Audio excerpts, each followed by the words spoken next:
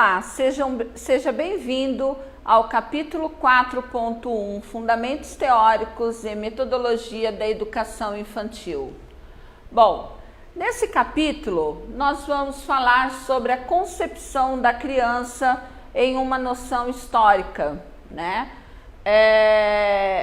Ela vem apresentando, né, que ela não é uma forma homogênea, né? Que as crianças, elas são heterogêneas, tanto no interior como numa mesma sociedade, né?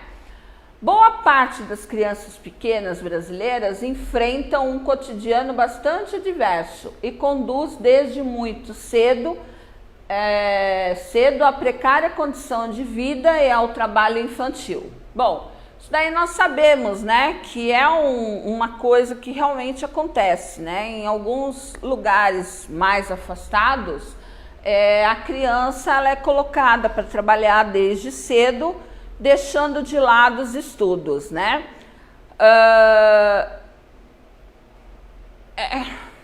Mas assim, nós sabemos que essa criança que ela é levada ou para uma roça, ou para uma agricultura, né, para um lugar de agrícola, são crianças que estão protegidas diante da lei, né? Elas têm essa proteção, mas nem sempre são obedecidas, né?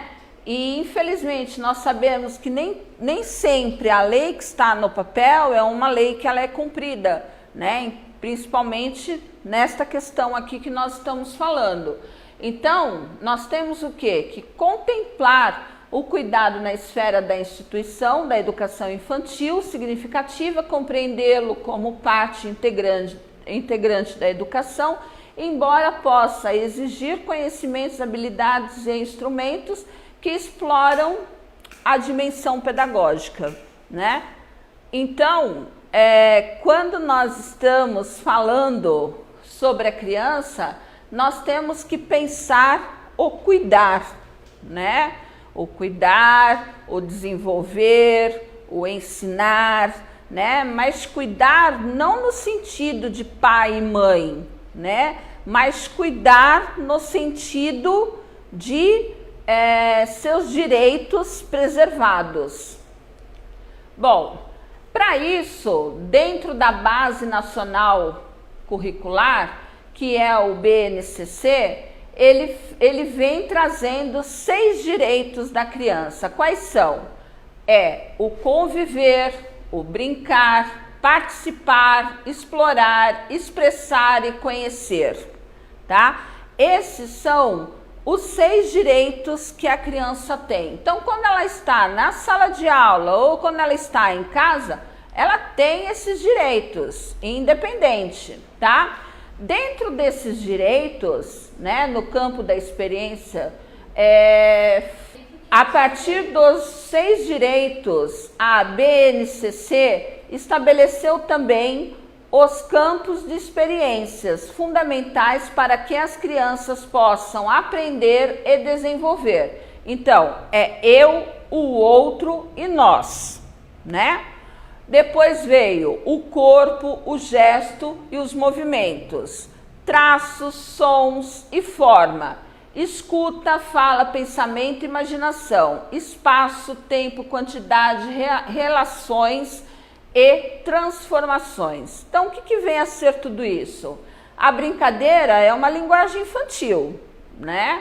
Então, a criança vai nos mostrar ali, na hora de brincar, o que ela gosta, o que ela não gosta, o que ela sente, o que ela gostaria que fizessem com ela. Isso faz parte da educação de ciências, né? Ela faz parte das ciências naturais.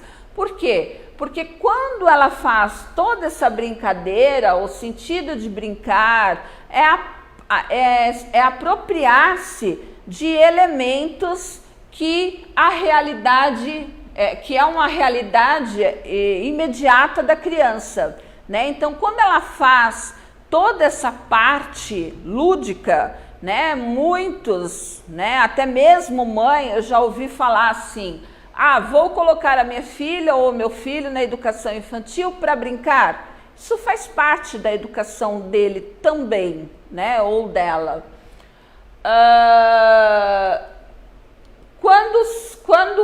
Quando tem essa interação social, né? São diversas as estratégias usadas. Essas estratégias, elas são importantes para que o professor possa promover possa promover a aprendizagem, né, das crianças, porque é só assim, né, conhecendo, fazendo, transformando, deixando a criança transformar, que ele vai conseguir nortear o ensinamento dele dentro da área de ciência. A existência de um ambiente acolhedor, porém, não significa eliminar os conflitos, né? Nem sempre eu tenho lá uma sala linda de vídeo, né? Chego para os meus alunos e falo assim: olha, hoje nós vamos aprender sobre os seres animais, mas vamos para a sala de vídeo, né? Uma sala linda, maravilhosa, com ar-condicionado, com almofadas no chão, super, super linda. Mesmo assim, nós vamos ver que vai haver conflitos. Por quê? Porque as crianças não são seres homogêneos, são heterogêneos. Então, nem sempre o que eu gosto é o que você gosta. Então, com isso, vai fazer o quê? Vai criar-se um certo conflito de personalidade, de identidade, de gosto, de gênero, ok? Cabe ao professor a tarefa de individualizar as situações de aprendizado oferecidas às crianças, considerando sua capacidade afetiva, emocional, social e cognitiva, assim como os conhecimentos que possuem dos mais diferentes assuntos de suas origens socioculturais diversas, né? O que vem a ser tudo isso, né? Significa que o professor, ele antes de adentrar dentro de uma sala de aula, ele tem que planejar a sua aula, né? Eu não posso simplesmente pegar lá o meu livro didático, né? Ou achei bonito alguma coisa na internet e chegar para aplicar. Porque nem sempre aquilo de ciência ou de história ou de matemática que deu certo com a minha vizinha de porta vai dar certo também dentro da minha sala de aula. Por quê? Porque as crianças são diferentes. A construção, ela é sempre gradativa, né? Que construção? Essa construção de conhecimento, ela é super gradativa. E é por meio de interações sociais estabelecidas pela criança, nas quais ela alternadamente imita e se funde com os outros para diferenciar-se dele, em seguida, muitas vezes utilizando a da oposição, né? Só que assim, o bebê, logo desde que ele está na barriga da mãe, né? E ao nascer, o que acontece, né? Ele acaba fazendo parte já do meio, né? Porque mesmo dentro da barriga da mãe, ele está escutando, ele está tendo, como é que fala? Ele está sendo impulsionado para alguns estímulos, né? Então isso faz com que a ciência explique, né, que a criança, ela desde a barriga da mãe, depois um bebê, ela cria vínculos, né, com o seu redor. E quando é um bebê que ele está na barriga da mãe, ao nascer, ele já tem esse vínculo com a mãe. Então, quando ele sai, quando ele escuta, né, que ele está chorando, que a mãe fala: "Oh, meu filho, oh", né, e cita o nome da criança, faz com que essa criança acalme-se. Por quê? Porque ela já está desde da geração já com aquela voz fazendo com que ela fique tranquila, ok? Até o próximo capítulo. Olá, seja bem-vindo ao nosso capítulo 4.2, Ensinar ciência na educação infantil e nos anos iniciais.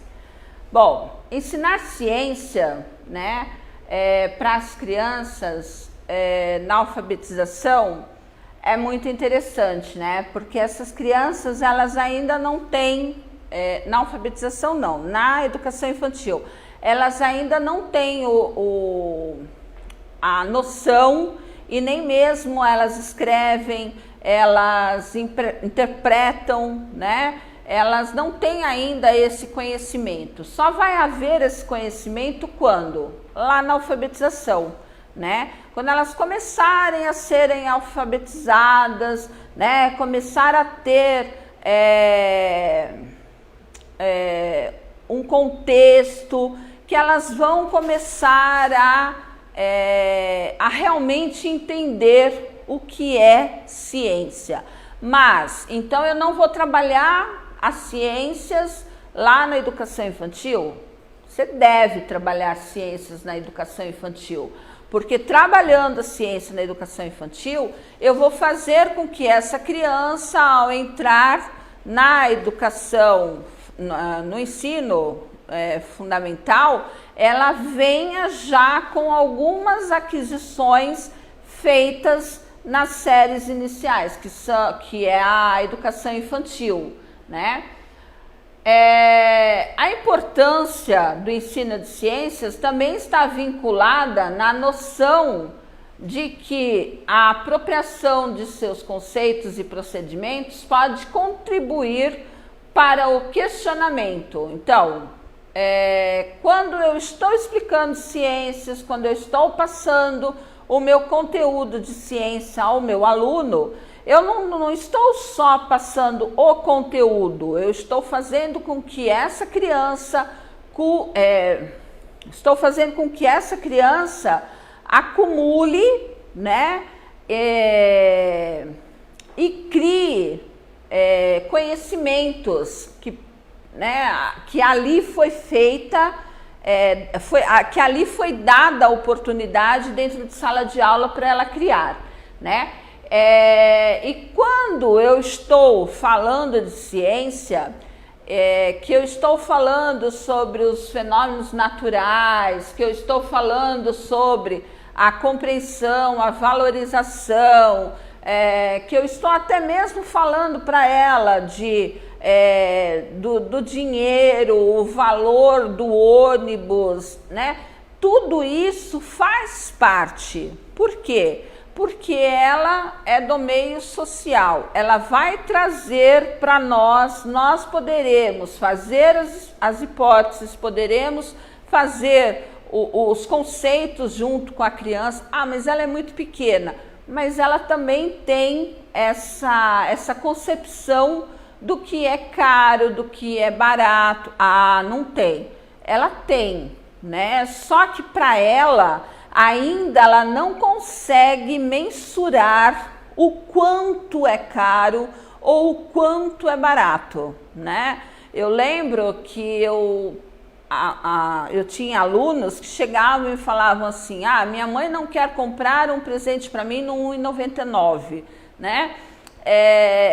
Mas precisa ver o quê? Precisa mostrar para essa criança que nem sempre R$1,99 se dá para comprar, né? Por quê? Porque se você dividir o salário, né, e você começar a contextualizar esta aula para o aluno, ah, mas isso você está caindo em matemática? Não, né? Eu estou trabalhando ele para ser o quê? Um adulto, né? Então, quando eu estou trabalhando esta matéria com ele, que eu estou fazendo com que ele veja a necessidade, né, e veja se ele realmente necessita daquilo, eu estou trabalhando conceitos com ele. E ciências é trabalhar conceitos, né? É trabalhar conhecimentos, é trabalhar conceitos, é dividir com ele alguns fatores que ele ainda não tem naquele momento. Portanto, a escola deverão ser dispensados os cuidados especiais nas situações de aprendizagem, ou seja, os professores deverão refletir sobre sua prática pedagógica, bem como usar novas metodologias para superar a transmissão de saber. Então, lembra que eu falei para vocês que o professor tem que estar sempre atualizado? Por quê? Porque ele estando atualizado, ele vai conseguir desenvolver a parte teórica, né? E até mesmo não ser pego às vezes de surpresa, porque às vezes acontece do aluno vir para dentro de sala de aula com alguma questão que foi criada fora da sala de aula e o professor falar, mas eu não sei, né? Não que o professor não possa dizer isso, ele pode, né? Ele não é dominador de tudo, mas ele tem que estar sempre atento para que essas coisas não acontecem. Por quê? Porque o aluno acaba ficando desmotivado com a aula proposta. Se o professor de educação infantil ser professor de educação infantil é voltar a ser criança, sim, né? Por quê? Porque se eu for lá mostrar para ele a plantinha, né? Ou o pólen, ou a cor da flor, que se eu colocar no álcool, ela vai sair, ela vai perder a clorofila, mas ela é rosa e está saindo um esverdeado. Professora, da onde é que está saindo esse esverdeado? Porque a planta tem a clorofila. Então, assim, o professor, ele tem que trabalhar sempre junto com a criança, mas deixando ela criar as suas hipóteses. Obrigada, até a próxima aula. Olá, seja bem-vindo na nossa aula 4.3, Teoria e Prática da Docência. Bom, na teoria e prática, nós sabemos que uma está vinculada à outra, né? Só que não adianta eu ter muita teoria e pouca prática, também não adianta eu ter muita prática e pouca teoria. Elas têm que estar juntas, né, para que nós possamos fazer com que a nossa aula fique agradável. Bom, nós falamos sobre Paulo Freire, falamos sobre Piaget, falamos sobre vários pensadores, filósofos, né? Mas por que tudo isso nós falamos? Porque quando nós criamos as práticas pedagógicas, ela vem, é muito importante vir de acordo com as observações que são dadas ou praticadas dentro de sala de aula, né? Então, para isso, nós temos que ter um contexto para que nós possamos fazer uma execução de uma boa aula ou até mesmo uma excelente aula dentro da nossa sala. Ainda falando sobre isso, nós vimos que educar por meio de fundamentações é essencial para formarmos cidadãos esclarecidos e incutir nele as consciências de seu lugar no mundo. Então, quando eu falo para ele ou quando eu estou passando, eu estou mostrando para ele as possibilidades, as coisas, as propostas que são dadas, né, para que ele faça um desenvolvimento melhor. O professor que ministra as aulas para as crianças infantil sabe muito bem o quanto elas, em geral, necessitam de movimento e criatividade nos métodos de ensino. Ok, né? Nós sabemos que elas precisam desse movimento, nós sabemos que ela precisa desse experimento todo para que ela possa interagir e ficar muito mais interessada. Mas como fazer isso, né?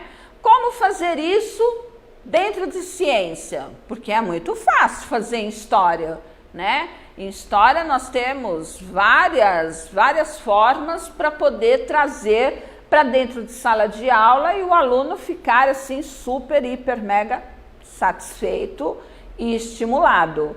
E em ciências?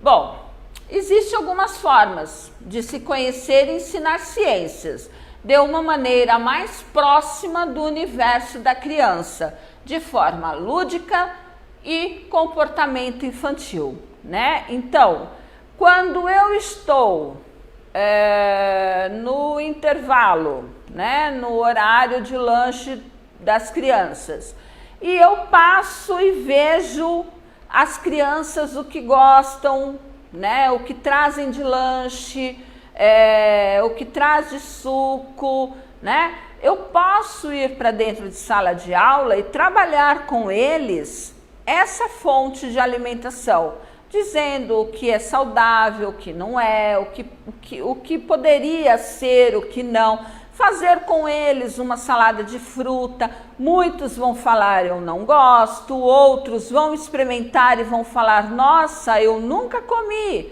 né?